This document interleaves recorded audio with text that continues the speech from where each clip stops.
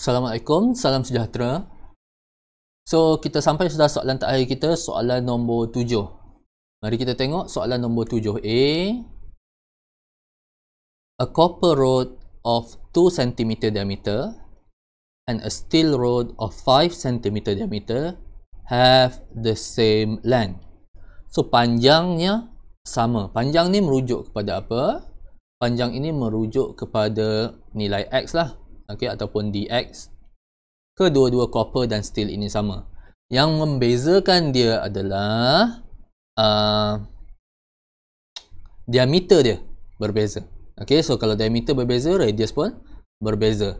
Dalam kes ini diberi bahawa radius copper is 1 cm. Okay, diameter dia 2 cm, maka diameter dia separuh lah daripada radius dia separuh daripada dia diameter.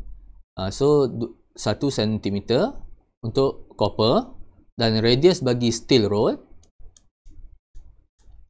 diberi 5 cm. So radius dia diameter dia 5 cm, radiusnya adalah 2.5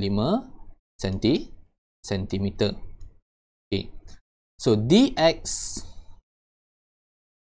bagi copper sama saja dengan dx bagi steel. Okay, saya bagi satu simbol yang ini dx, and then dia cakap kat sini lagi, both ends are placed between hot and cold reservoirs as in figure 7.1. So maksudnya dia diletakkan pada temperature yang sama, hot dan juga cold. Erti kata lain, the change in temperature bagi copper sama saja the change in temperature bagi steel. Saya bagi satu simbol yang common di dt. So dalam erti kata lain sebenarnya dt over dx bagi kedua-dua steel dan copper ini adalah sama. Okay. Now, apa lagi dia beritahu? Dia kata the coefficient of thermal conductivities of copper and steel are 397 watt per meter per Kelvin and 80 watt per meter per Kelvin respectively. So, nilai K bagi copper is 397 watt per meter per Kelvin. Nilai thermal conductivity bagi steel is 80 watt per meter per Kelvin. Soalan dia kata, which of the metal will conduct heat faster? Which of the metal will conduct heat faster? Justify your answer. Which of the metal will conduct heat faster? Maksudnya dia nak kita tengok satu kuantiti. Ya, ini the rate of heat transfer.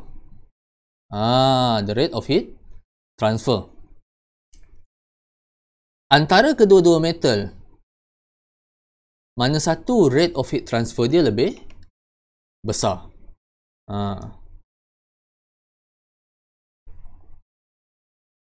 Mana satu dq over dt nya lebih besar? Okey, kalaulah diameternya sama, dimensionnya sama, panjangnya sama, maka dah tentulah copper lebih besar kerana thermal conductivity-nya lebih besar. Tetapi dalam kes ini radius copper berbeza dengan radius steel. Jadi untuk kita tahu mana satu yang mempunyai rate of heat transfer yang lebih tinggi, kita kena cuba kira dengan gunakan rumus dq over dt is equal to negative K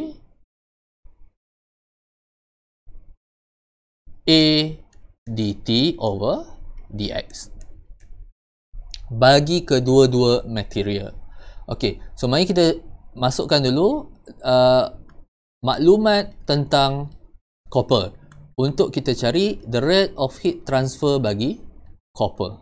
Okey, so thermal conductivity copper darab area copper darab dt over dx. Now, dt over dx bagi kedua-dua material ini adalah sama sahaja. Jadi saya gunakan satu simbol dt over dx. So di sini kita akan dapat K sama dengan 397 times area. Area sama dengan pi times r square. So dia punya radius dia tadi 1 cm square. Okay, so dt over dx. Dan dekat sini, kalau kita cuba simplify equation ini, kita akan dapat the rate of heat transfer by the copper is equals to 0.125 dt over dx. So jawapan dia memang in terms of dt over dx lah, because dt over dx kita tak tahu. Okay, so dekat sini kita dapat satu equation yang menunjukkan rate of heat transfer bagi copper 0.125 dt over dx. Bagaimana pula rate of heat transfer bagi steel? Okay, rate of heat transfer bagi steel negative K steel area steel times dt over dx.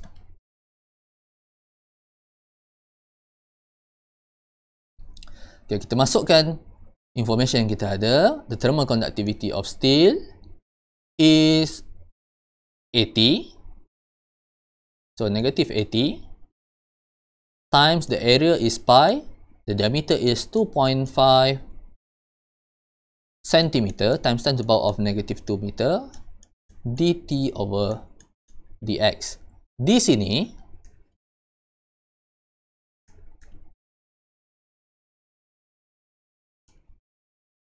kita akan dapat, kalau kita simplify equation ini, the rate of heat transfer bagi steel adalah 0.157 dt over dx. Okey, saya tertinggal satu benda, negatif negatif 0.157 dt over dx. Yang tadi pun negatif juga, saya tertinggal. Okey. Tetapi negative sign ini merujuk kepada direction of heat flow from higher to lower temperature. Okey. Jadi di sini kita dah ada dua value. Satu dq over dt bagi steel, satu dq over dt bagi copper. So di sini kita nampak dua value ni. Bagi copper, okey, dq over dt negatif 0.125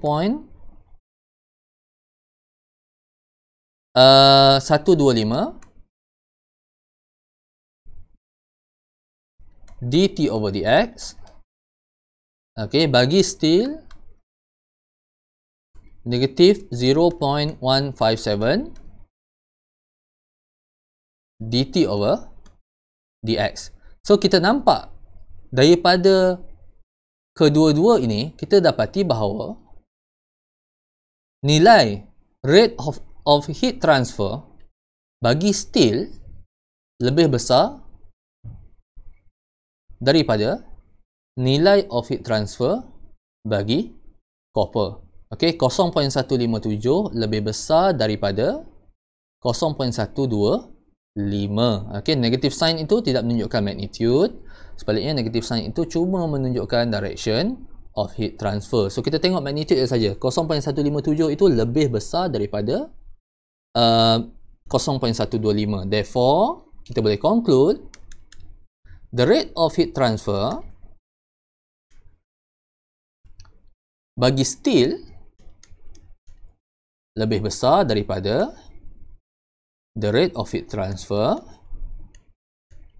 bagi copper. Okey, so ini adalah satu cara untuk kita justify kita punya jawapan. Kalau soalan yang tanya which metal will conduct heat faster, jawapan dia adalah jawab juga steel lah. Sebab apa? The rate of heat transfer bagi steel lebih besar daripada the rate of heat transfer bagi copper. Ini mesti jawapan akhir mesti ada. Okey. So di sini markah dia ada 3. Okey, bila terdapatnya awak mengira the rate of change, the rate of heat transfer bagi copper, itu akan dapat jawapan 1 markah. Itu maksudnya awak cuba justify. Dan ini satu lagi markah. Okey, dan akhir sekali jawapan akhir satu markah still. So total markah kat sini 3 markah. Cara alternatif yang boleh awak buat adalah awak boleh kira ratio. Okay, so alternative solution, awak kira dq over dt bagi steel bahagi dq over dt bagi copper. Okay, so kalau kat sini kita bahagikan, steel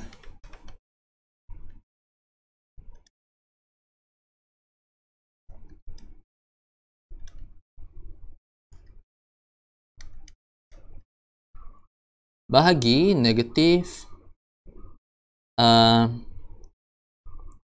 K copper, A copper, dt over dx. Ok, so kalau awak buat ratio macam ni, apa yang akan berlaku adalah obviously negatif ni dah cancel, dt over dx cancel. Ok, dan awak gantikan K dan juga area bagi steel, gantikan thermal conductivity bagi copper dan juga area bagi copper, awak akan dapat sebenarnya sama dengan 0.125 bahagi 0.157, which should be equal to 1.26. So kat sini kalau awak rearrange equation ni, dia akan jadi dq over dt still is 1.26 times dq over dt copper. Okay, saya pindahkan dq over dt copper tu ke kanan. Okay, jadi di sini boleh juga kita conclude bahawa steel punya rate of heat transfer lebih besar daripada copper sebanyak 1.26 kali ganda. So jawapan dia tetap steel juga. Okay, so ini pun akan dapat 3 markah yang sama juga. Okay, cuma alternative method. Okay, so bila soalan ni minta justify dalam fizik, kadang-kadang justification, explanation kita itu sebenarnya kita tunjukkan daripada calculation. Bukannya kita nak buat ayat panjang-panjang sangat. Okay, bila soalan minta justify, bila soalan minta explain, awak kena fikir apakah equation yang awak boleh gunakan untuk explain konsep itu. Itu adalah cara untuk kita jawab soalan justification, explanation dalam exam physics. Okay, so 7A ada 3 markah. Kita bergerak pada soalan nombor 7B. So masih lagi dalam heat. Soalan 7B dia kata, you are asked to design a cylindrical steel rod of 50 cm long. Now that is the length ataupun dx kat sini, with a circular cross section that will conduct 150 joule per second from a furnace at 400 degrees Celsius to a container of boiling water at 100 degrees Celsius. Okay, satu rod, satu bahagiannya direndam dalam furnace 400 dalam relau 400 darjah Celsius. Satu lagi direndam dalam air 100 darjah Celsius. Panjang rod ini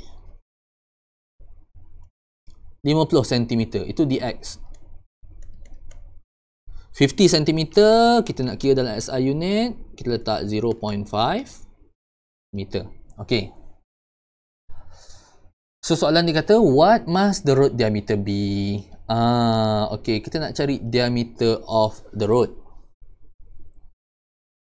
Okay, kita ada dx, kita ada dt, kita ada k, given that k still is 80 watt per meter per Kelvin. Okay, so basically kita nak cari diameter sahaja. Kita cuma gunakan rumus yang tadi kita gunakan, dq over dt is equals to negative ka dt over dx. Okay, tapi area macam mana? Area biasa kita pakai rumus area bagi circular cross section adalah pi r square kan. Pi r square ni juga boleh juga kalau okey, dalam kes ini kita boleh kira radius dulu. Lepas kira radius baru kita kira diameter, boleh juga. Tapi saya nak terus saja gunakan rumus area pi d square over 4. Ini area bagi circular juga, tapi instead of guna radius, equation ini in terms of their diameter.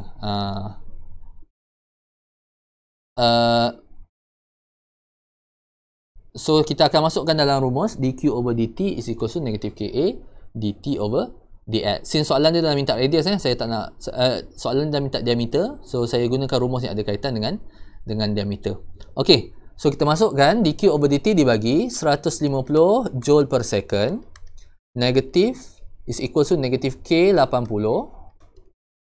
pi d square over 4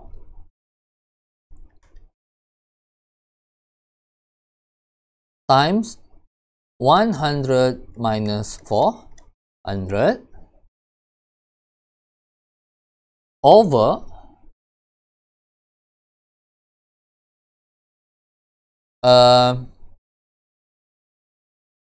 50 cm, 0.5. Okay, so kalau kita tekan calculator dari arrange equation ini, kita akan dapat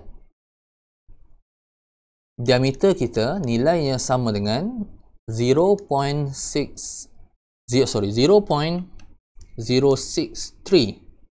meter. Okay, kalau awak kira radius dulu and then awak darab 2 pun boleh juga, tidak ada masalah. Okay, yang penting dapat jawapan lebih kurang 0.063 meter. Okay, markahnya ada 3 dekat sini. Okay, markah yang pertama, jika awak tulis rumus area pi r square pun boleh dapat markah juga. Okay, kalau awak pakai rumus pi r square pun boleh dapat markah juga, tak ada masalah. Okay, and then awak gantikan, and then jawapan unit mesti diameter. Okey, jawapan unit kita tengok diameter. Kalau awak kira radius, itu bukan jawapan unit awak. Awak kena kira diameter baru awak dapat jawapan akhir dan unit yang betul bagi soalan 7B. Okey, 3 markah saja untuk soalan 7B. Kita gerak pada soalan seterusnya, yang ini soalan 7C.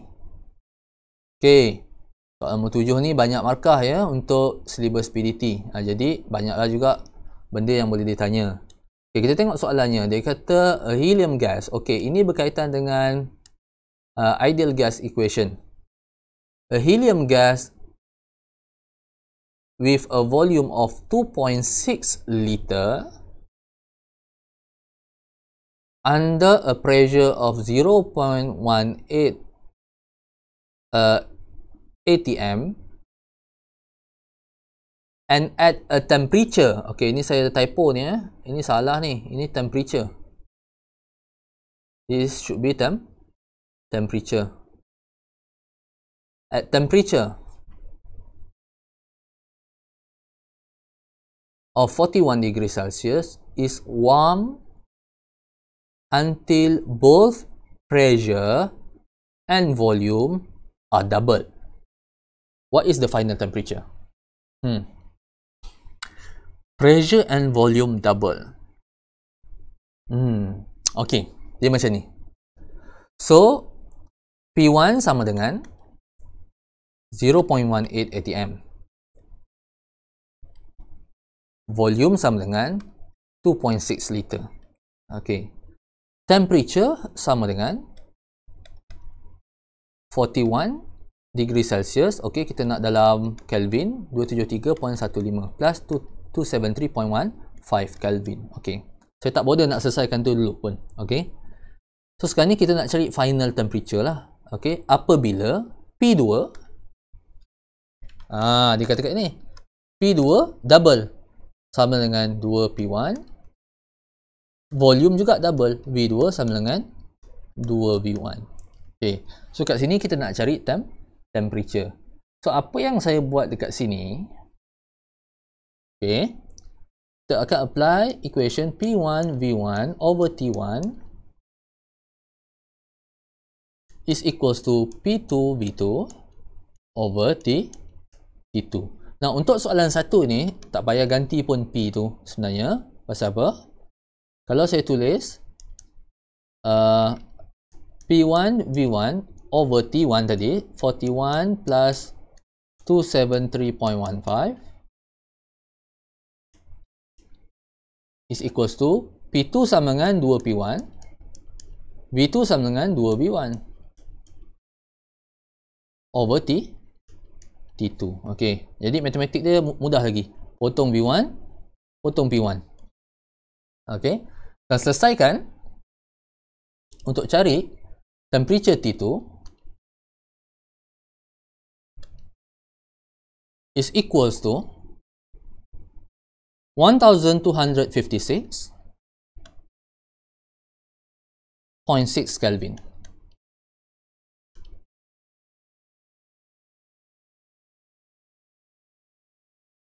Okay, so markah dia ada 3 dekat sini. Rumus, gantian, jawapan dan unit akhir yang betul. Okay, kalau awak nak gantikan pressure pun tidak ada masalah. Tapi awak nak kena kira lah. 2 kali 0.18, 2 kali 2.6. Jadi, pada saya tidak ada keperluan untuk kita kira final pressure dan juga final volume. Sedangkan kita boleh saja potong pressure dan volume. Okay, soalan nombor 2. How many grams of helium are there? Dia nak mass lah ni. Okay, the molar mass of helium is given 4 gram per mole.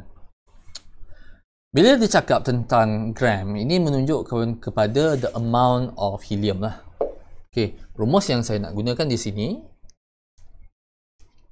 adalah PV is equals to nRT. Okay, tapi PV mana yang kita nak pakai? Okay, kita ada P1, kita ada P2, kita ada V1, kita ada V2, kita ada T1, kita ada T2. Boleh saja mana-mana kita nak pakai. Okay, cumanya saya tak naklah pakai value P2, V2, T2. Pasal value T2 itu saya kira daripada part yang pertama. Saya takut saya salah kira part yang pertama. Nanti pada part yang kedua, saya salah lagi. Jadi dalam kes ini, saya nak pakai saja value P1, V1, dan juga T1. Okay, so P1 tadi sama dengan 0.8 ATM, betul? Kalau saya terus gantikan lah ya. Saya terus saja gantikan. 0.18 ya, 0.18 ATM itu darab dengan 1.013 darab 10 kuasa 5. So kita kena tukarkan dia dalam Pascal. Okey, unit liter kena tukar dalam meter cube bahagi 1000. So 2.6 liter sama dengan 2.6 darab 10 kuasa negatif 3 meter cube. Okay, is equals to N times R 8.31 itu gas constant, ideal gas constant. Okay, times 41 plus 273.15. Okay, now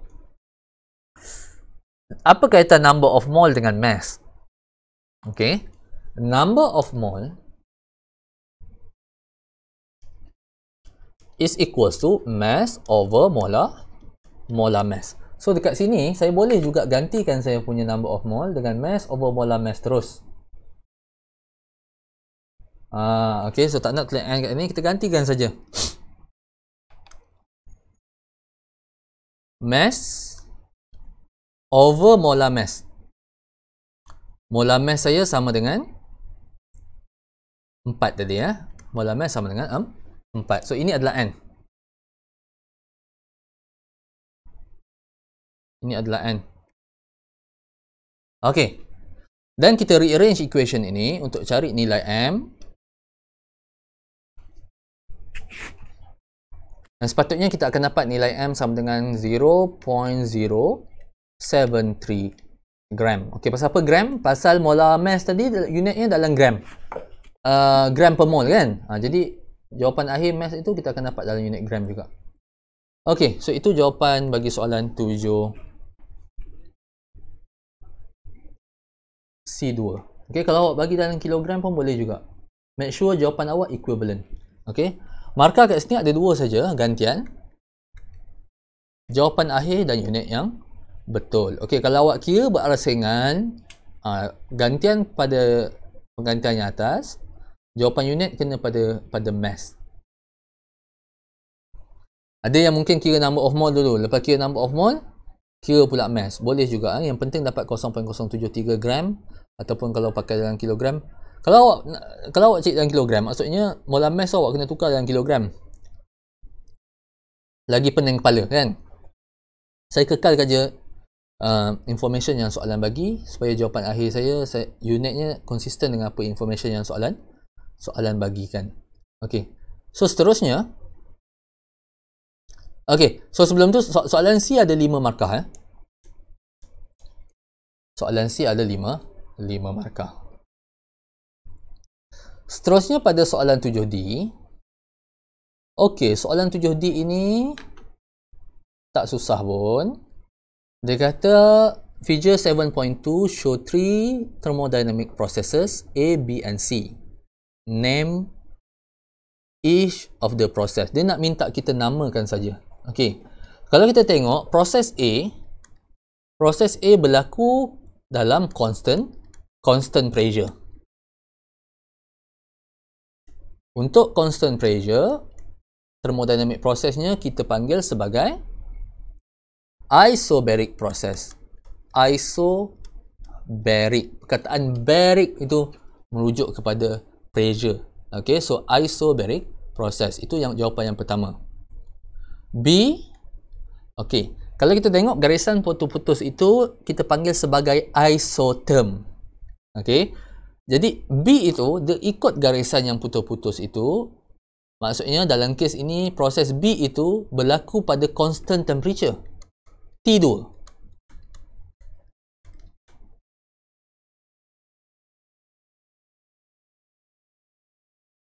Jadi proses ini dipanggil sebagai isothermal process, constant temperature. Dan dalam kes C pula kita tengok C itu daripada satu titik dia turun ke bawah dalam constant pressure. Constant volume. Untuk proses constant volume kita panggil sebagai isochoric process. Okey.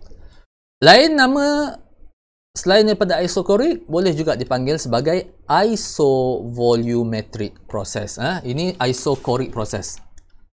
Saya tulis, mungkin tak nampak tulisannya R kat situ. Isochoric process. Okey. Isovolumetric juga diterima. Cuma jawapan saya tulis isochoric disebabkan dalam silibus kita memang disebut isochoric instead of isovolumetric. Okey, tapi isovolumetric pun diterima juga. Okey, ada 3 benda tu. Kena betul. A isobaric, B isothermal, C isochoric. Masing-masing setiap satunya adalah satu markah. Awak tak payah cakap constant temperature, constant volume pun tak apa. Yang penting ada namanya saja dah cukup. Yang saya highlightkan sahaja. Okey, seterusnya dan yang terakhir sekali adalah soalan nombor 7E. In a certain process, 33.5 kilojoule of heat is furnished to the system. Okay. Again, another typo. Minta maaf. Okay, of heat. Okay, so dalam kes ini, heat into the system. So, positive 33.5 kilojoule. While the system does, sistem yang buat 6 kilojoule of work. So, work done by the system is equals to 6. Work done by the system, positive 6 kilojoule of work. By how much does the internal energy of the system change during this process? So, kalau kita tengok unit bagi work dan juga unit bagi heat ini dah konsisten kilojoule. Saya tak payah nak tukar apa-apa unit pun. So, saya boleh terus tulis delta U is equals to Q minus W. Okay, so kita boleh terus kira delta U is equals to 33.5 kilojoule minus 6. Dan kita akan dapat the change in thermal energy bersamaan dengan 27.5 kilojoule.